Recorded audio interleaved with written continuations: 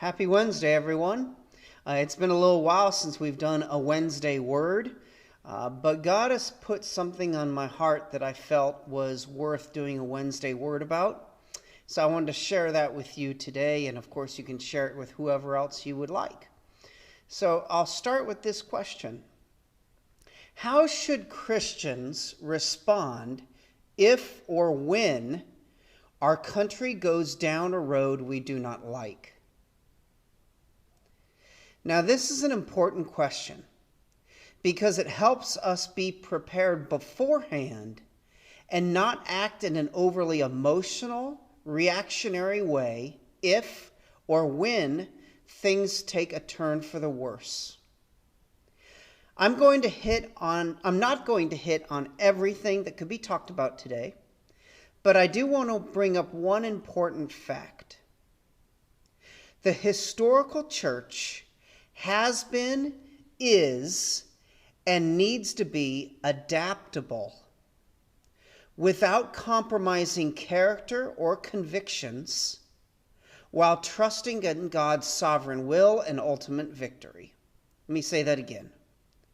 The historical church has been, is, and needs to be adaptable without compromising its character or convictions while trusting in God's sovereign will and ultimate victory.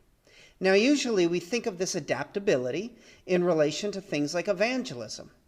Churches, obviously this is true of the Great Commission, as it is for every culture and every time period in history. But I want to encourage us today that this is true in the context of how the church lives in the face of increasing opposition, ridicule, and secularism. Here's a few things I want us to remember as we have to adapt. Number one, Jesus' promises. Matthew 16:18. And I tell you, you are Peter, and on this rock I will build my church, and the gates of hell shall not prevail against it. Jesus will build his church, and no government and not even the gates of hell or Satan himself will prevent that from happening according to how Jesus wants it to happen. That's a promise. Secondly, John 10:14 through 15. I am the good shepherd. I know my own, and my own know me. Just as the Father knows me, and I know the Father, and I lay down my life for the sheep. If Jesus is the good shepherd, he knows us perfectly, and he is going to work on protecting us, guarding us, guiding us as his adopted children through whatever times or cultures we live in. And then finally, John 16:33.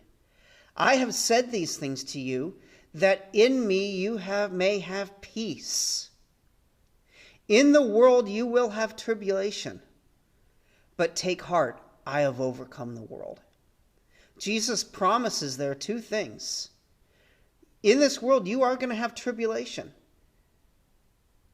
whatever that looks like. But it also promises that he has overcome the world. So that's first, Jesus' promises. Second, the sanctifying role of suffering. 1 Peter 4:13 through 19 says, but rejoice insofar as you share Christ's sufferings, that you may also rejoice and be glad when his glory is revealed. If you are insulted for the name of Christ, you are blessed, because the Spirit of glory and of God rests upon you. But let none of you suffer as a murderer, or a thief, or an evildoer, or as a meddler.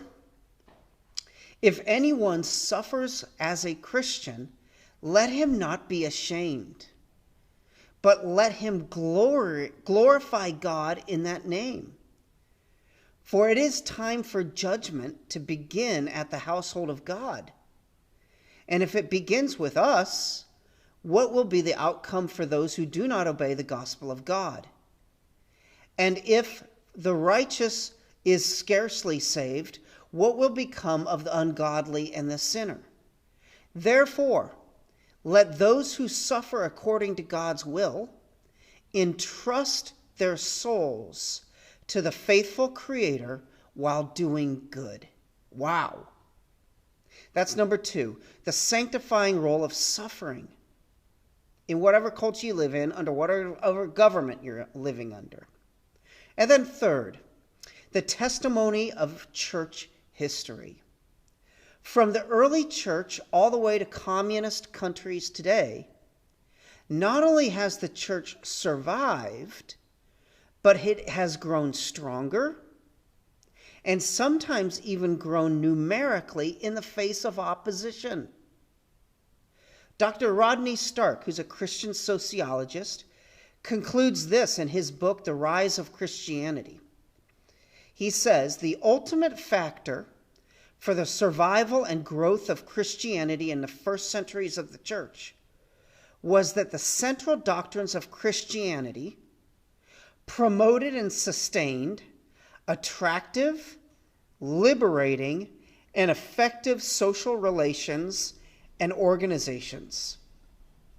These particular doctrines, such as God's love and love for neighbor and God's sovereignty, permitted Christianity to be the most sweeping and successful revitalization movements in history. And it was the way these doctrines took on actual flesh in a hostile world which led to the rise of Christianity. Wow. So let me pose some questions for us to think about.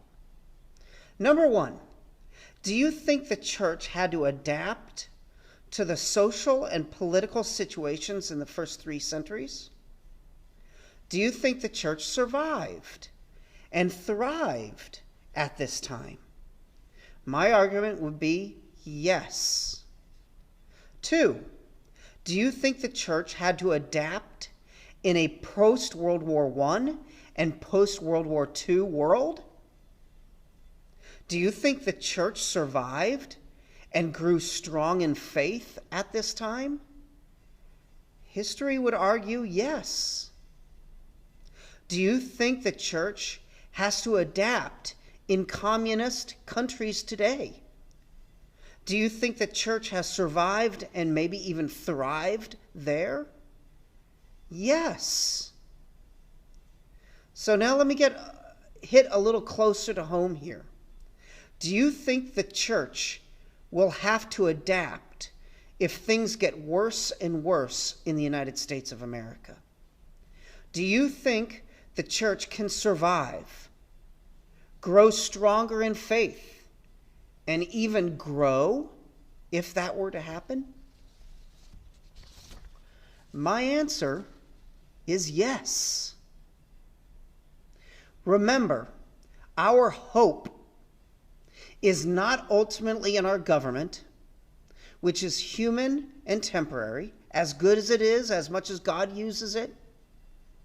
But our hope is in the promise and secured victory of the gospel to redeem sinners and transform culture, partly now and ultimately when Christ comes back. Only God can bring this full-scale good to any person or society.